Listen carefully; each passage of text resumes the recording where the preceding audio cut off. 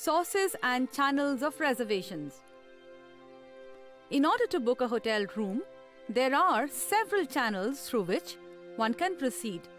For instance, a hotel can be booked through direct reservation, Central Reservation System or CRS, inter-cell agencies, global distribution system, agencies, corporate bodies, government sectors, hotel websites.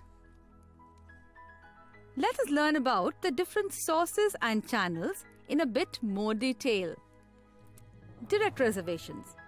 A reservation request which is directly from an individual or a group. Central Reservation System or CRS.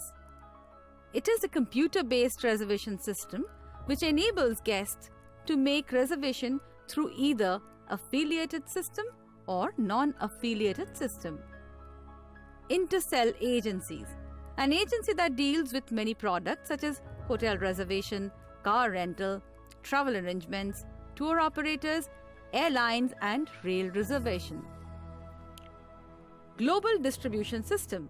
It is a worldwide computerized reservation network which is used as a single point of access for reservation of hotel rooms, airlines, car rental, etc.